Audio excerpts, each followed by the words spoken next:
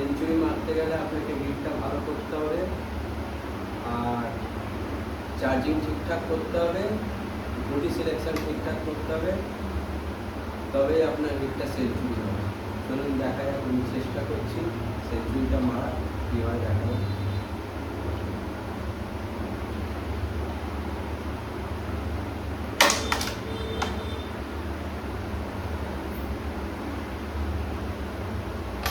প্রথমে এটাকে ঠেকিয়ে সিঙ্গেল বেসটাকে ফেলে দেব।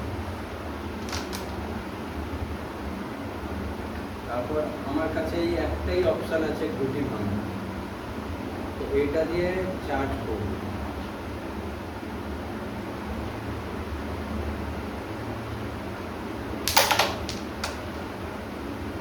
আবার একটা অপশান এসছে, আবার এটাকে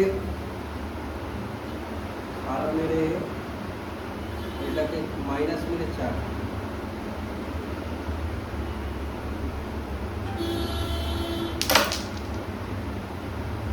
এই বোর্ডের পজিশন এখন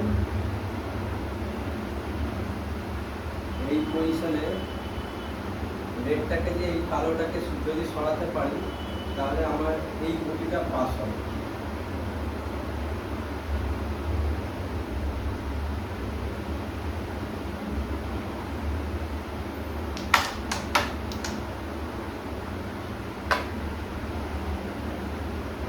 এবার কি করবো, এই গুটিটাকে ক্রসে মেরে নিজের দিকে ভাঙবো।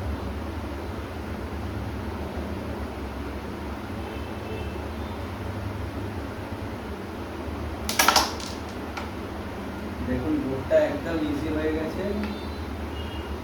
খালি এই গুটিটাকে দিয়ে এই কালোটাকে সরাবো, তাহলে এই বোর্ডটা ইজি হয়ে যাবে। কিন্তু তার আগে যে গুটি এই কালোটা গিয়ে এই সাদার সামনে গার্ড হতে পারে, তার জন্য এই গুটিটাকে আগে সিওর ফেলে দেব।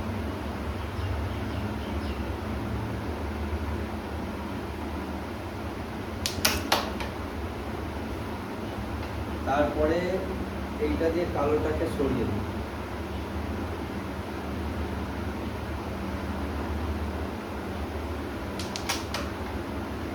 সাদাও টাচ হয়ে গেছে, কিন্তু আমার অপশান রেখেছিলাম এটা দিয়ে ওই সাদাটাকে চার্জ করে নিয়ে চলে আসে।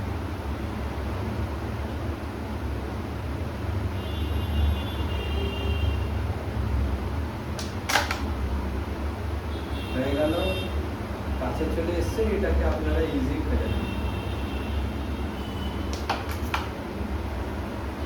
এটার থেকে দেখলেন যে সেঞ্চুরি মারাটা ইজি, খালি চার্জিং আর গুটি চয়েসটা যেন আপনাদের ভালো হয়।